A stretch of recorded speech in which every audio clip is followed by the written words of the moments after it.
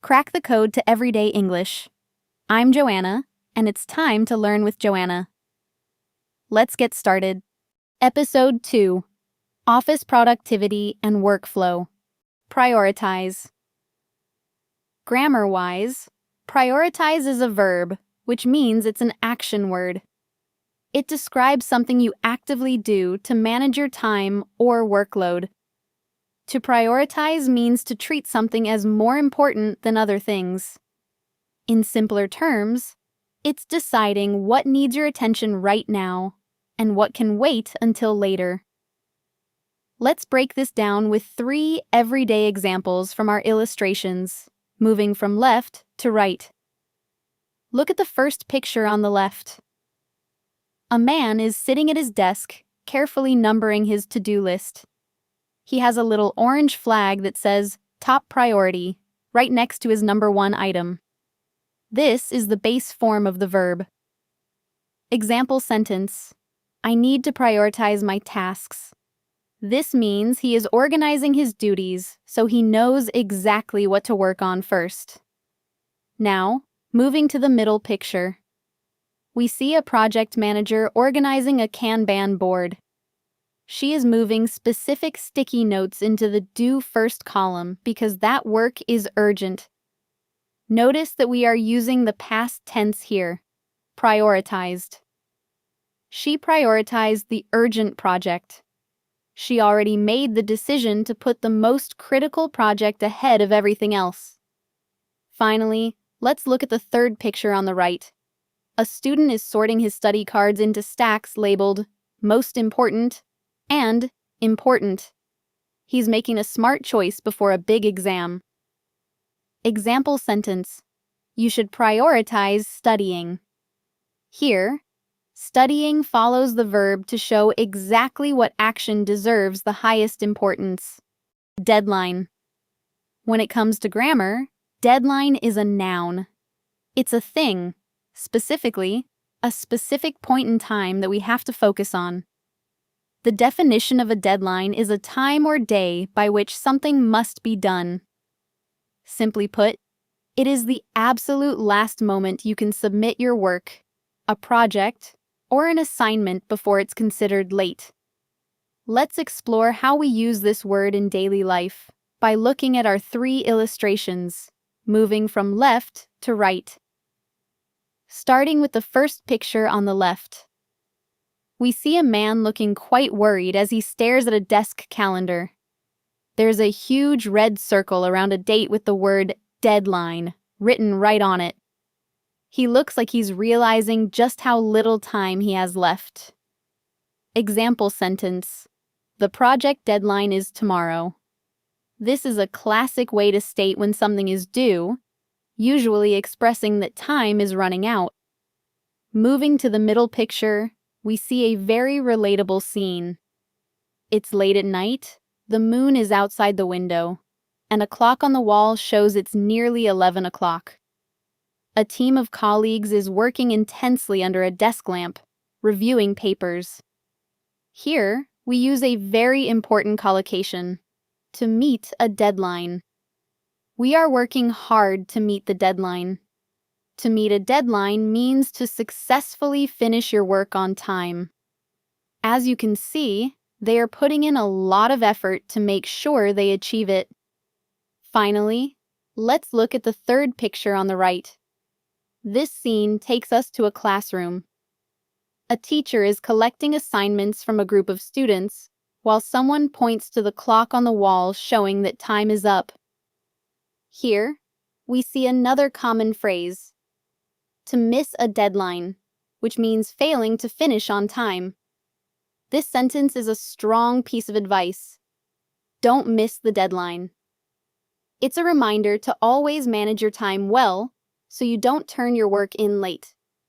And that is how you use the word deadline. Whether you are studying or working, mastering your deadlines is a huge part of success. Collaborate. Grammar-wise, collaborate is a verb. It represents a collaborative action, something that requires two or more people to actively engage with each other to achieve a common goal. To collaborate means to work together with someone to produce or create something. It's not just working in the same room. It means combining your ideas, skills, and efforts with others to bring a project to life. Let's see how this word comes to life in different scenarios, looking at our 3 beautiful illustrations from left to right. Let's start with the first picture on the left. Here we see 2 creative professionals brainstorming in front of a big whiteboard filled with design sketches, color palettes, and flowcharts.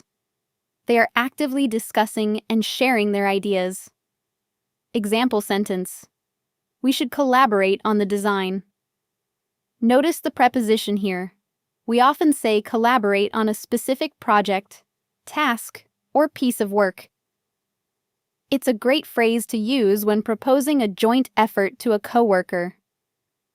Moving to the middle picture, we step into a scientific laboratory. There are researchers in white lab coats looking at data charts, holding documents, and examining samples through a microscope. They are combining their expertise to solve a complex problem. Example sentence: the 2 teams will collaborate on research. This highlights that collaboration can happen not just between individuals, but also between entirely different departments, companies, or scientific groups to achieve a breakthrough. Finally, let's look at the third picture on the right. This scene takes us outdoors to a beautiful community garden. We see people of all different ages, adults, elders, and children, all working hard together to plant seeds, tend to the soil, and manage the watering system. It's a beautiful picture of community effort.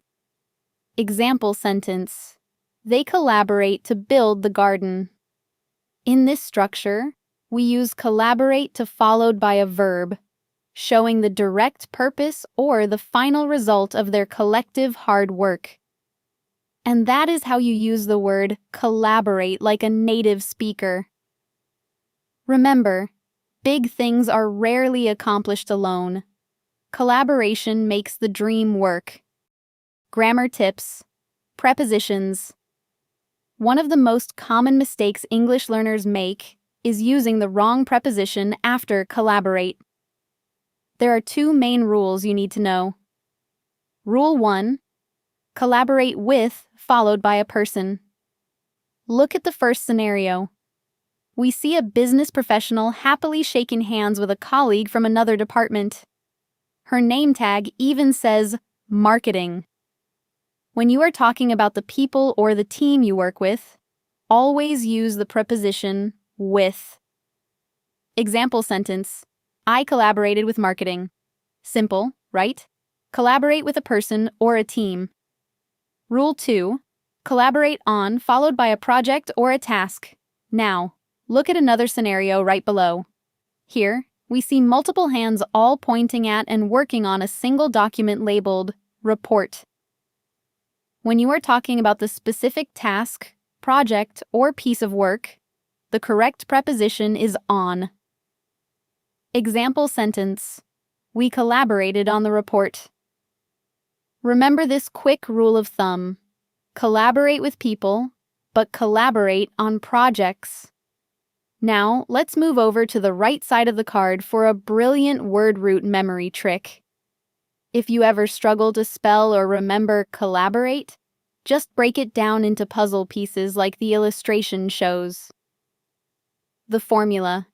Inside the vintage frame, we have a simple linguistic equation, call or con, which means together, plus labor, which means work, equals collaborate.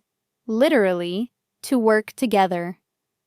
The right piece is labeled labor, with a bubble saying work, and inside it, you can see a tiny watercolor scene of a whole team working successfully at a table. When these 2 puzzle pieces click together, they form the complete concept of teamwork. Understanding this root makes it so much easier to remember that collaborate is spelled with a double L because it comes from call and labor. There you have it. Now you know the perfect prepositions for collaborate and the secret history behind the word. Feedback. Grammar-wise, feedback is a noun. Here's a very important tip for English learners. Feedback is an uncountable noun. That means we never say feedbacks or a feedback. If you want to count it, you can say a piece of feedback. The definition of feedback is information about reactions to a product, a person's performance, etc. In other words, it is the helpful advice, opinions, or evaluations that people give you to let you know how well you are doing or how a product can be improved. Let's explore 3 great examples from our illustrations to see how this word is used in daily workplace scenarios, moving from left to right. Starting with the first picture on the left. We see a young man sitting across from his female manager at her office desk. She has a big smile on her face and is handing him a paper with a large thumbs-up icon drawn on it. This is a wonderful moment in anyone's career. Example sentence. His boss gave him good feedback. Here, feedback refers to the positive evaluation of his work performance.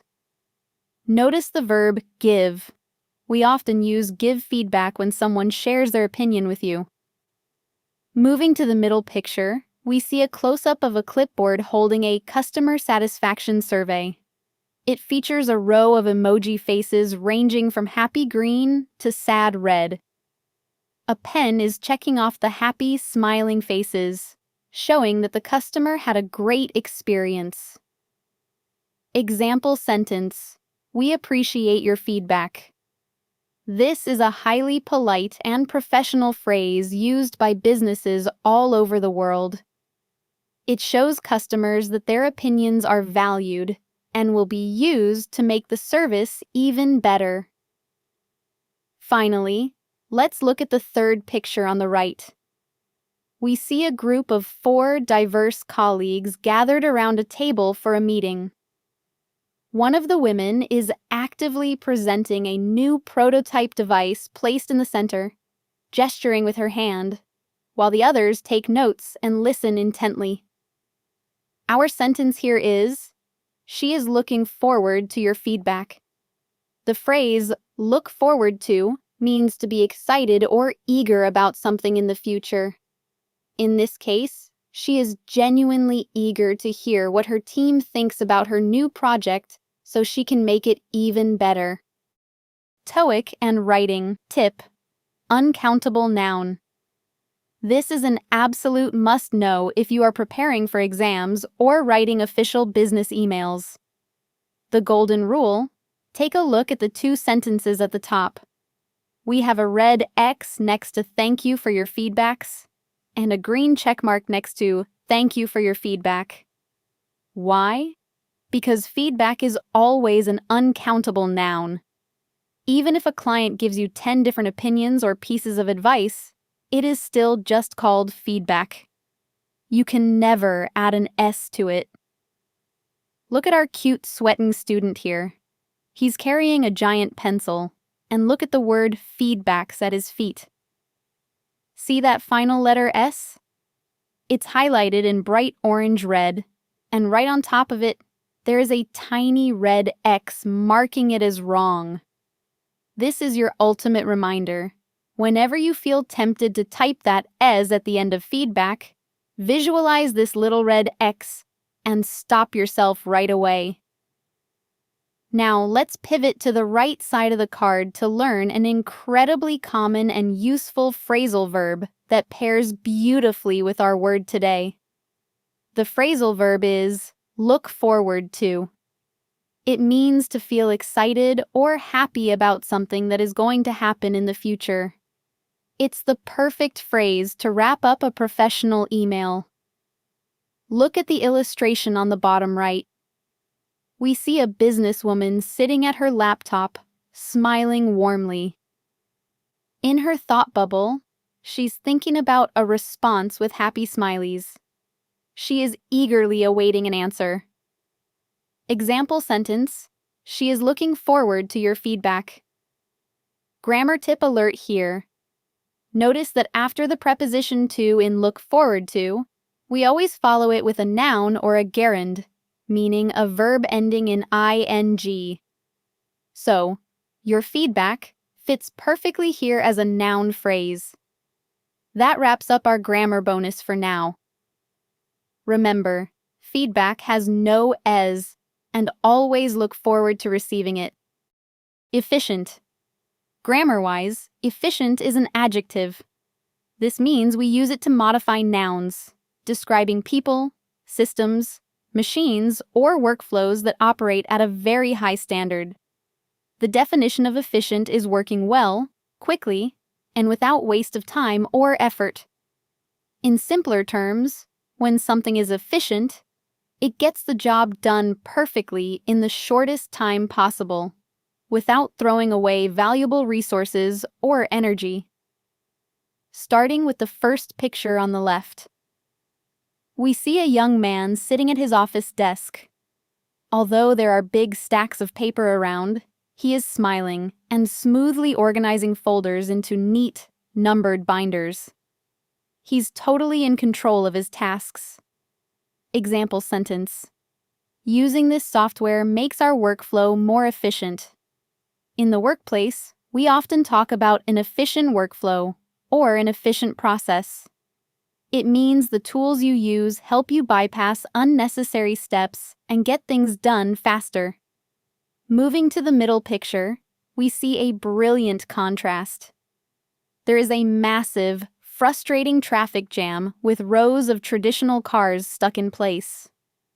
However, right next to them, a sleek electric car is cruising smoothly down an open, glowing lane, leaving the congestion behind.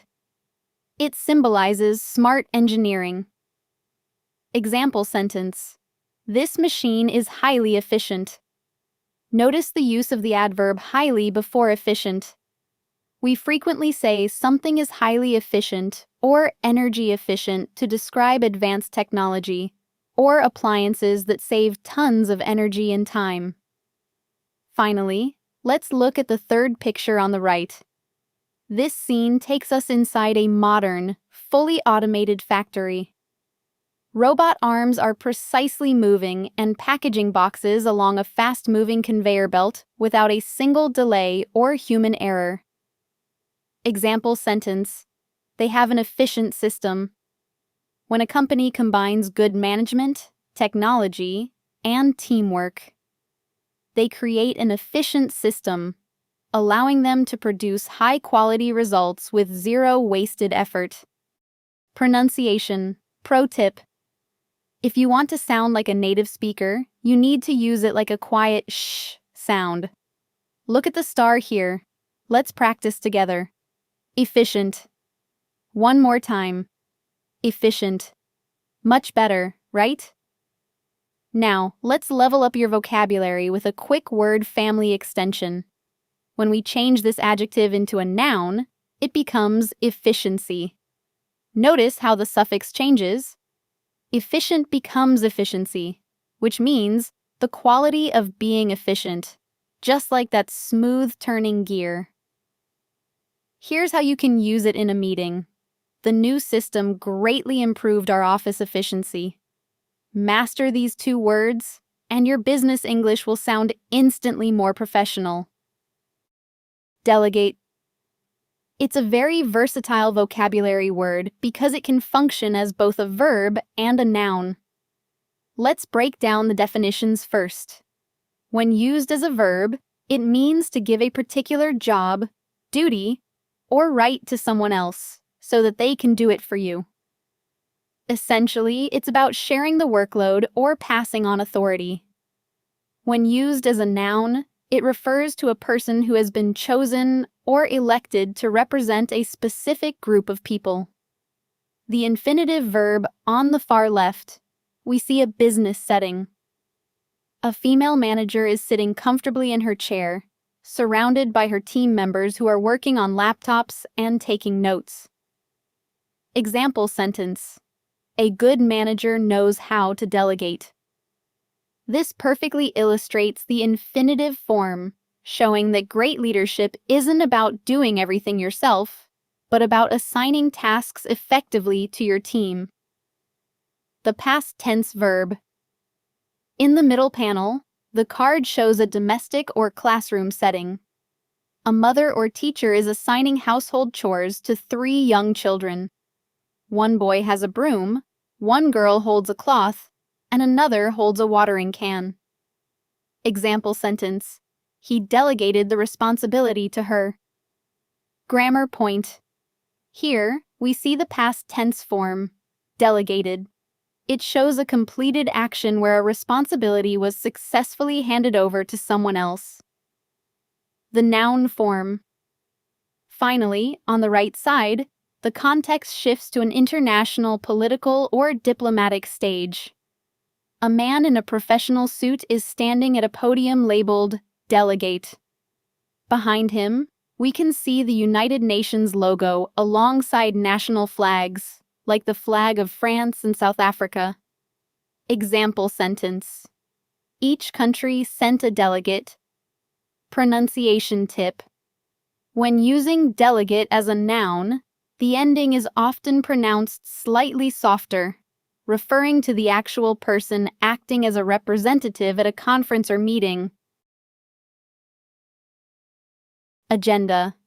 It functions grammatically as a noun. The definition agenda is a list of matters to be discussed at a meeting. It is essentially the roadmap or the plan that keeps a meeting organized and on track. In the first panel on the far left, we see a woman standing in front of a white whiteboard, holding a marker. Written on the board is a clear 3-point meeting list. 1. Review Q3 goals. 2. Budget update. And 3. New project. Example sentence: does everyone have a copy of today's agenda? This is a very common question asked at the very beginning of a corporate meeting. It ensures that all attendees are looking at the same document and know exactly what topics will be covered during the session. Moving to the middle panel, the perspective shifts to a first-person point of view. Someone is holding a physical sheet of paper with the word agenda printed at the top, followed by a numbered list from 1 to 5. Their finger is pointing directly at the first point. In the background, a team of colleagues is seated around a conference table, looking attentive and ready to begin. Example sentence: the first item on the agenda is. This is a classic transition phrase used by a meeting chairperson or host to officially start the discussion. It helps guide the team's focus to the very first topic on the list. The final panel on the right displays a top-down view of a wooden desk. On the desk, there is a clock, a pen, a cup of coffee, and an open personal planner or daily organizer notebook. On the right page of the planner, you can see a task list featuring the same items mentioned earlier, like review Q3 goals and budget update, with check marks next to them. Example sentence: let's stick to the agenda. This expression is incredibly useful when a meeting starts going off topic. Saying, let's stick to the agenda, serves as a polite yet firm reminder to the team to stop discussing unrelated matters and return to the planned schedule so that time isn't wasted. Multitask operates as a verb. It is defined as to deal with more than one task at the same time. In modern daily life, this is a highly relevant term used to describe juggling various responsibilities all at once.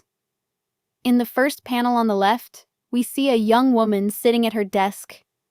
She is a prime example of doing multiple things at once. She is typing on her laptop with one hand, holding a telephone receiver to her ear with her shoulder, drinking a cup of coffee or tea, and listening to music, indicated by the musical notes floating in the air. Example sentence: some people think they are productive when they multitask. This sentence highlights a very common mindset. It uses the verb form multitask at the end of a clause to express the general habit of doing many things simultaneously, while subtly questioning whether it actually makes a person more productive. The middle panel takes a humorous, literal approach to the concept by depicting an office worker as an octopus sitting behind a desk. Wearing a tie, this octopus is using its 8 tentacles to handle an incredible amount of work simultaneously. It's holding a folder, a cell phone, a tablet, a stapler, a coffee cup, a pen for writing, and a calculator, all while another desk phone sits nearby. On the desk, there's also a nameplate that reads, Multitask. Example sentence: it can be difficult to multitask. Here, the word is used in the infinitive form, to multitask. This structure is perfect for stating an opinion or a fact about the action itself, reminding us that trying to act like an octopus with multiple arms is mentally exhausting and challenging. In the final panel on the right, we see a woman working in a high-tech setup. She is wearing a headset and managing 2 large computer screens. On the left screen, she is editing a video timeline, and on the right screen, she is actively participating in a video conference call with a colleague. Example sentence: she can multitask. This example showcases the verb following the modal verb can, which expresses a strong ability or skill. It paints a picture of someone who is highly capable of managing complex, modern workflows, like video production and online communication, at the exact same time. Progress. It's very important to note that this word can change its pronunciation depending on how it functions grammatically. When used as a noun, it means movement towards a destination or a more advanced state. It is typically pronounced with the stress on the first syllable, progress. When used as a verb, it means to move forward in one's work or activity. In this form, the stress usually shifts to the second syllable, progress. In the first panel on the far left, we see a business chart. It features an upward trending arrow stretching across several colorful bar graphs, indicating continuous growth. Planted right at the peak of the chart is a small orange flag that reads, "We are making great progress." Example sentence: we have made great progress on the website. This showcases a classic business collocation, to make progress. Because progress is an uncountable noun here, we pair it with the adjective great to show that a project, like developing a company website, is moving along exceptionally well. The middle panel displays a house currently under construction. You can see its exposed wooden frame, with only a small portion of the roof tiles installed, showing that while it isn't finished yet, the structure is actively being built. Example sentence: the progress of the building is good. In this instance, progress refers to the literal, physical advancement of a construction project. It demonstrates how things are moving step by step toward completion. The final panel on the right transitions to a school setting. A young student in a uniform is sitting at his desk, diligently writing in a notebook next to a stack of textbooks. Floating above him are mathematical equations and functions like f of x equals 3 plus 10 and various square root problems, along with a green check mark indicating successful work. Example sentence: as the project progresses, we will need more resources. Here, the word functions clearly as a verb in the third-person singular form, written as progresses, meaning that as a project moves forward, or develops further, more tools and materials will be required.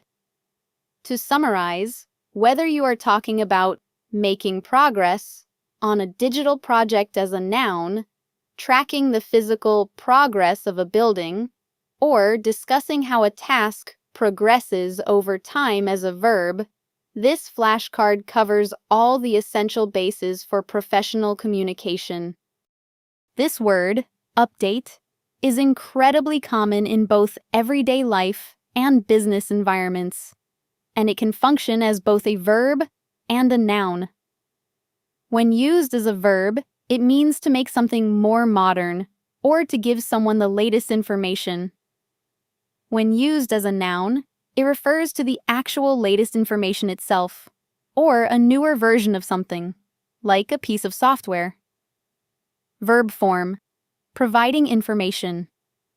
In the first panel on the far left, we see a young man sitting at a desk using a laptop. On his screen, a prominent button says Update Status, which a mouse cursor is about to click. Example sentence: please update the client about the order. This demonstrates the verb form being used in a professional, imperative sentence. In a business context, to update someone about something means to reach out to them and provide the most recent news or status report. In this case, letting a customer know what is happening with their order. Verb form, technical modernization. The middle panel focuses on a desktop computer monitor.